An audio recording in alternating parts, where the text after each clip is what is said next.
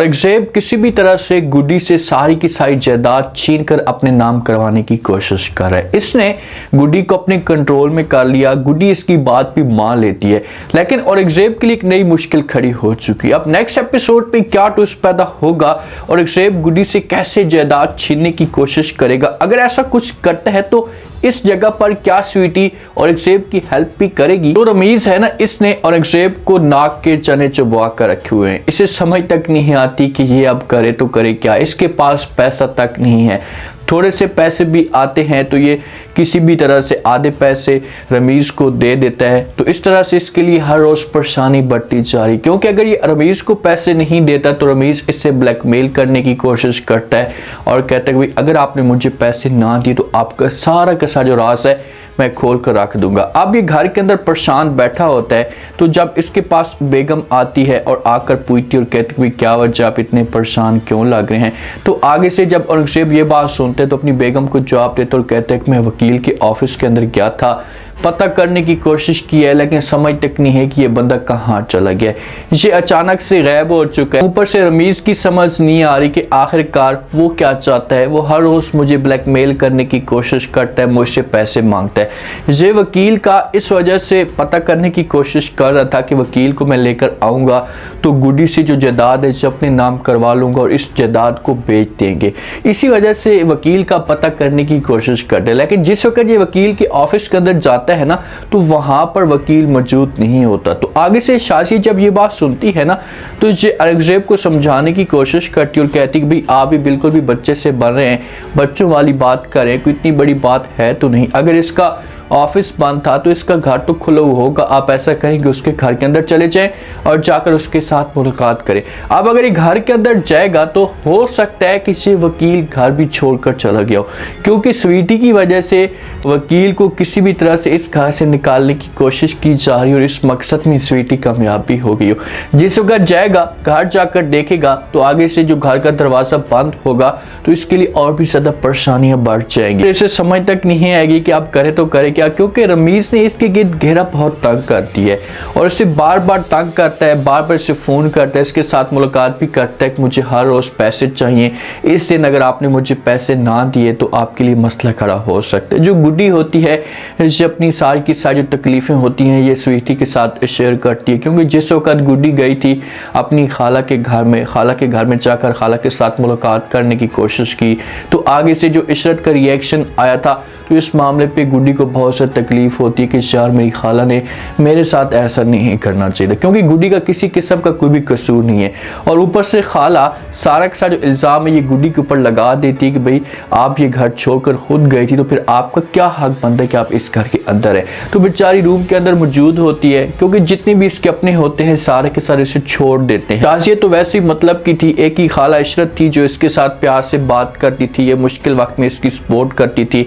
तो आज इशरत खाला भी इसके खिलाफ खड़ी हो गई है और इससे घर में आने के लिए भी मना कर दी कि भाई आप मेरे घर के अंदर नहीं आ सकती। तो ये रूम के अंदर स्वीटी के साथ बातें कर रही होती है, उसके साथ अपने दुखड़े शेयर कर रही होती है, अपनी माम को भी याद कर रही होती है। तो अचानक से जो अहमद होता है इसकी सारी की सारी बातें सुन लेता है, क्योंकि जब से गुड्डी इस घर के अंदर आई है तो फिर से अहमद की जो नज़र होती है ये हर वक्त गुड्डी के ऊपर होती है। अहमद को पहले भी शक था कि भाई गुड्डी किसी के साथ बातें करती है, तो आज इसे मुकम्मल तौर पर यकीन हो जाता है।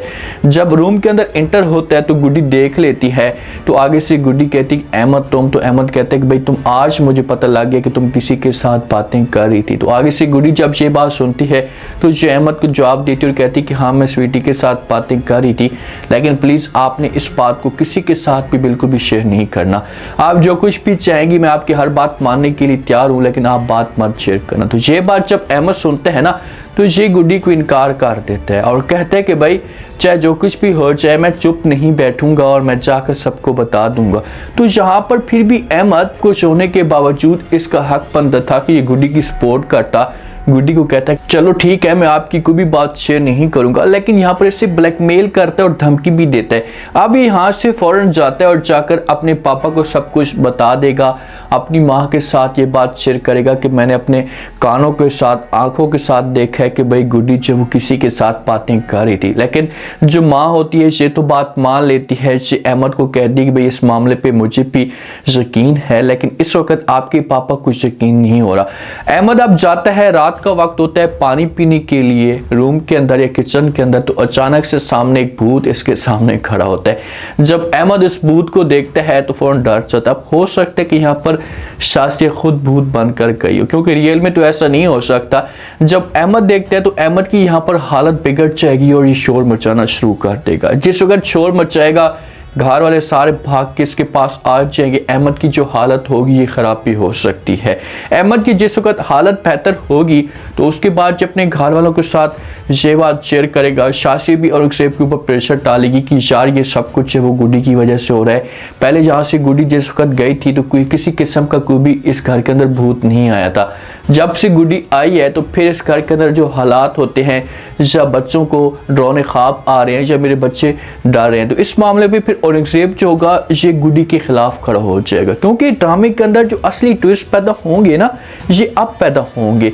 अब ऐसे स्वीटी के ऊपर जुल्म होंगे, गुड्डी से स्वीटी छीनने की कोशिश की जाएगी। जो औरंगजेब है ना ये सिर्फ और सिर्फ जायदाद तक गुड्डी के साथ सीरियस है, ये गुड्डी के साथ मुखलिस है। जिस दिन औरंगजेब ने ये जायदाद अपने नाम करवा ली सारी की सारी और इस जायदाद को बेच दिया तो उसके बाद ये बंदा गुड्डी को किक मार देगा और गुड्डी को मुंह तक नहीं लगाएगा। ये बात आप मुझसे आज से ही लिख कर ले लें। ये इतने जुल्म गुड्डी के ऊपर करेगा, सारे के सारे खानदान वाले, इशरत वाले, जो जंगीर वाले, ये सारे के सारे गुड्डी के खिलाफ खड़े हो जाएंगे और इनका एक ही टारगेट होगा कि गुड्डी की जो जायदाद है इसे हमारे कंट्रोल में आ जाए। औरंगजेब तो ये भी दुआ करके बैठा हुआ था कि भाई जंगीर की डेथ हो जाए, क्योंकि जंगीर बचता है तो जब जंगीर को इस बात का पता चलेगा कि भाई औरंगजेब इस तरह की हरकतें कर रहा है तो ये फिर आकर इसके ऊपर केस भी कर सकता है। तो इस तरह से फिर औरंगजेब के लिए मुश्किलात खड़ी हो जाएंगी, लेकिन अपने मकसद में एक दफ़ा ये ज़रूर कामयाब होगा। ये जो गुड्डी की जायदाद होगी ये अपने नाम कर लेगा और आगे गुड्डी को भी इस बात का पता चले कि जो मेरा चाचू है इसे मेरे साथ किस हद तक या किस मकाम तक था। ये अभी चाचू को अच्छा समझती है, यकीन करती है चाचू के ऊपर कि भाई मेरे जो चाचू है मेरे साथ मुखलिस है, मेरे साथ बुरा नहीं है।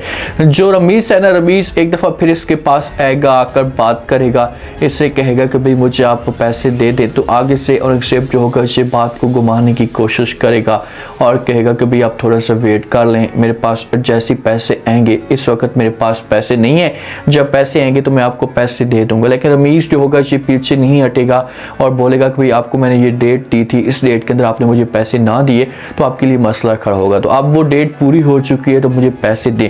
तो औरंगजेब के लिए यहाँ पर बड़ी मुश्किल खड़ी होगी। ये किसी भी तरह से वकील को ढूंढेगा, गुड्डी की मिनटें तरले करेगा। गुड्डी को यहाँ पर चाहिए कि गुड्डी के सामने जो औरंगजेब की असलियत है ना इसे स्वीटी आकर रख दे, स्वीटी आकर सब कुछ बता दे कि भाई ये जो आपका चाचू है ये आपके साथ ठीक नहीं है, ताकि गुड्डी इनकार कर दे, ये जायदाद औरंगजेब के नाम ना करे। औरंगजेब के नाम भी अगर जायदाद हो जाती है तो फिर गुड्डी के लिए और भी ज्यादा मसले मसाइल खड़े हो जाएंगे। देखते हैं कि नेक्स्ट एपिसोड में क्या ट्विस्ट पैदा होता है। जिस हिसाब से अहमद के साथ हुए तो क्या अहमद जो है वो खौफ की वजह से अपनी जो ज़बान है इससे खोल पाएगा या नहीं। उम्मीद है आज का रिव्यू, आज के टीजर आप लोगों को पसंद आया होगा। आपने कमेंट सेक्शन में अपनी कीमती लास्ट में आपको क्या लगता है, क्या नेक्स्ट आने वाली साथ में जिस हिसाब से औरंगजेब परेशान बैठा हुआ है तो क्या औरंगजेब अपने मकसद में कामयाब होगा, क्या गुड्डी सारी की सारी जो जायदाद है इसे औरंगजेब के नाम कर देगी। अगर करती है तो उसके बाद फिर औरंगजेब का असली चेहरा गुड्डी के सामने कैसे आएगा। लास्ट में फीडबैक दें और सब्सक्राइब भी लास्ट में कर दें। शुक्रिया।